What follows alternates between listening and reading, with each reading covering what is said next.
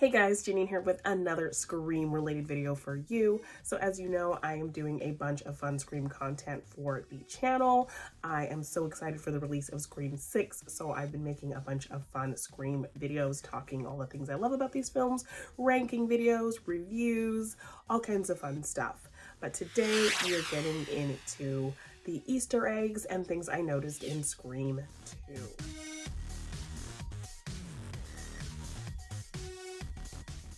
I already have an Easter egg video up for Scream 1, so check that out on the channel. But today we are talking all of the Easter eggs and things I noticed in Scream 2. So, Scream 2, it's a very direct sequel, literally came out the next year, so there's not a ton of things or really references to the first film. It takes place in a completely different location. I don't think the film had built up maybe enough of a kind of a legacy yet to really reference itself all that much. So I don't think there were a ton of things that were in reference to the first Scream film, as you will see in later Scream films. So this film didn't have a ton of things that I noticed, but if there's anything I missed, anything you noticed that I didn't, things that you think are fun in the movie, little kind of nods to things, leave that in the comments below. I would love to hear about things that maybe I didn't catch in this movie. But these are just some fun little things I noticed, fun little Easter eggs that I always pick up on when I watch this movie. So let's get into it. So first up, the theater is called the Rialto Theater. These Scream movies, of course, were written by Kevin Williamson. So a year later, when Dawson's Creek would come out, the theater in Cape Side in Dawson's Creek would actually be called the Rialto Theater.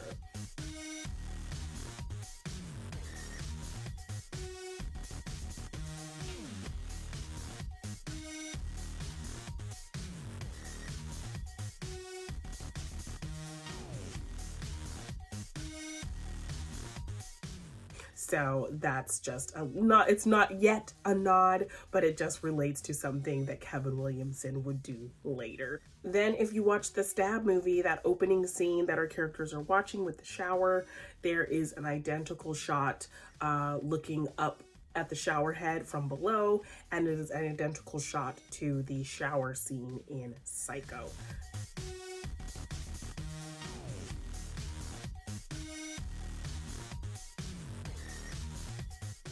The scene also, I find a bit of layers in it in general, just the fact that I think it's a commentary on nudity in horror, especially like in 80s horror, there was a lot of nudity emphasis on that.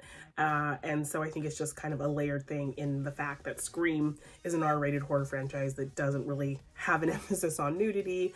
Also just kind of making fun of horror doing that because you're basing this scene on something that really happened to a real person in this universe, but you're adding nudity in it for no reason, only for the pure fact that it's entertainment, horror entertainment, and something akin to the horror franchise. Why she gotta be naked? What does that have to do with the plot of the story, her being butt-ass naked? So I love when Maureen kind of calls that out about like, why does she have to be butt-ass naked? So I think it's just kind of a layered commentary on nudity in horror with that stab scene, but also the very similar shot to Psycho with that scene as well. Then we get to the dorm room of Sydney and Hallie, and we do actually see a similar styled Freddy Krueger sweater hanging in the closet.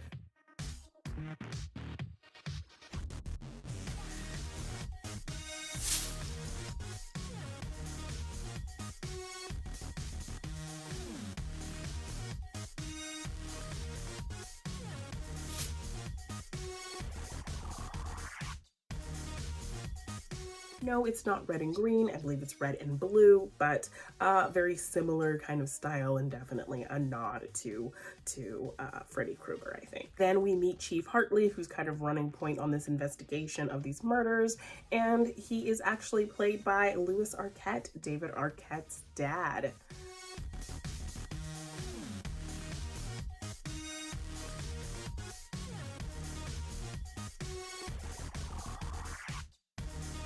We do actually get some fun cameos in here as well. I believe Kevin Williamson is an interviewer that's interviewing Cotton.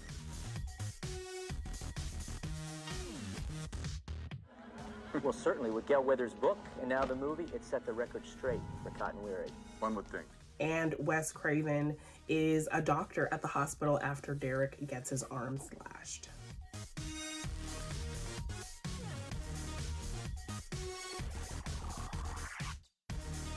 I think just a fun kind of character evolution visual cue is with Gail's wardrobe. In the first film, we see her wearing these bright kind of bubblegum colors, you know, bright greens, bright reds, and she's just very much kind of this cheesy gossip kind of host and gossip reporter.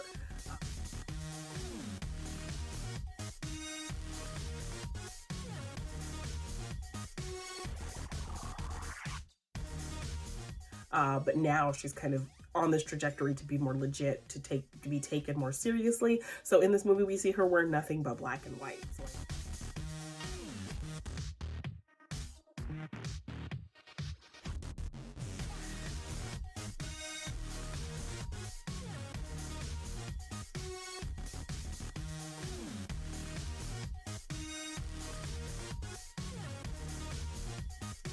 I like that she's kind of stripped all the color away and she's only wearing pure black and white in this movie. So definitely just a fun kind of character visual cue to kind of know where Gail is at professionally right now. So I liked that little style choice for her. Then something that I think a lot of people have noticed, because I think it definitely plays into the Stu is alive theories, is in the party scene we actually do see a very blurred out Matthew Lillard in the back. I believe he's wearing a blonde wig or he bleached his hair. He was visiting set that day as he was dating Neve Campbell at the time, I believe.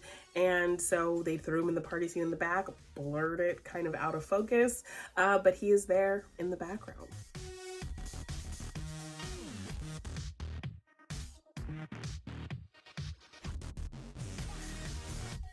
Then a nod to something that did actually happen in Scream is the girl kind of going up the stairs when she should be going out the front door. Cece finds herself running up some stairs instead of going out the front door and meets her All the same, some stupid killer stalking some big-breasted girl who can't act who's always running up the stairs when she should be going out the front door. It's insulting.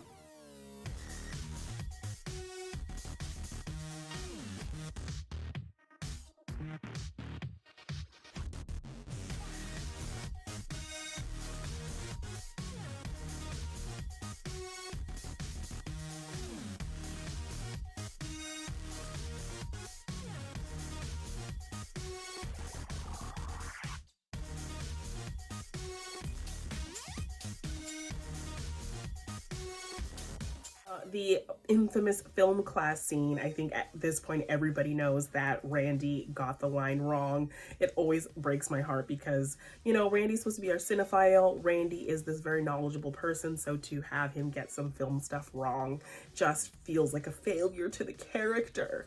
So Joshua Jackson was right. Justice for Josh. He got the aliens line correct. Get away from her, you bitch. So just that whole aspect of him getting that line wrong. And I do, if you watch Jamie Kennedy's episode of his YouTube channel, he does talk about getting that line wrong and kind of being unsure why that was not kind of checked. But yes, definitely a famous faux pas of the character of him getting that line wrong. Classic, okay? Get away from her, you bitch. I believe the line is stay away from her, you bitch. It's film class, right? Get away from her, you bitch! But another thing in the film class that I always pick up on is the fact that everyone gives Mickey these accolades for bringing up The Godfather Part 2 as a great sequel. I got it, by the way. I got it. The Godfather Part 2. But it's part of a trilogy. So then later at the party, Mickey brings up Empire Strikes Back, which is also a great sequel that's part of a trilogy, but Randy cuts him off and says it doesn't count because it's part of a trilogy already planned. Empire Strikes Back. There's better story, improved effects. Not a sequel, part of a trilogy completely planned. But you accepted Godfather 2 as his great answer, but yet you're not going to take Empire Strikes Back. But they're both part of trilogies, Randy. So another thing that just plays into Randy not being as buff of a movie buff as we know him to be. But I think all of us movie fans do make mistakes from time to time, so my brain can reconcile that a little bit. But yeah, I always notice that he doesn't want to accept another film in a trilogy, but he accepts The Godfather Part 2. Then I think a little bit of, you know, this might be in my own head, but I think a little bit of horror fan casting. We got Frances Lee McCain from Gremlins in the first Scream movie. So here we have David Warner from The Omen as the theater kind of director, Sydney's director of her play that she's doing.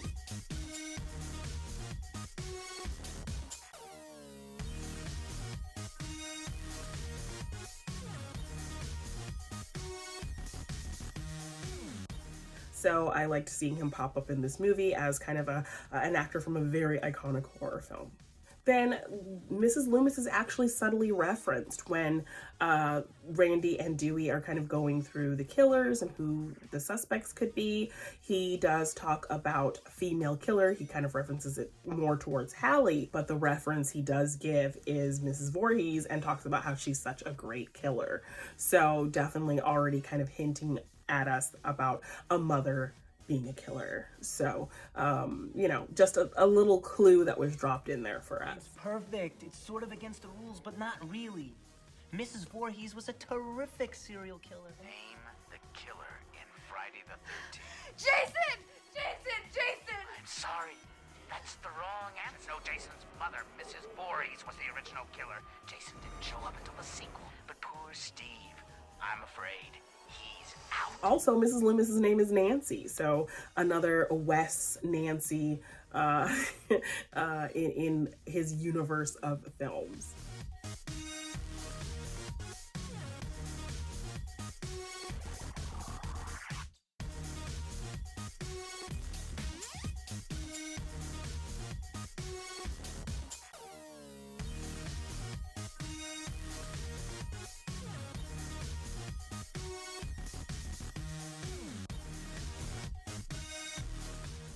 So yeah, those are pretty much all the Easter eggs I picked up on in Scream 2. If there's anything else you guys noticed, please let me know. I would love to check that out in the comments below. And just like, share, subscribe, do all of the things. Hit the bell if you want to be the first to know when I post another fun Scream video. As I said, I'm going to be posting all kinds of Scream content all leading up to March 10th when Scream 6 is released.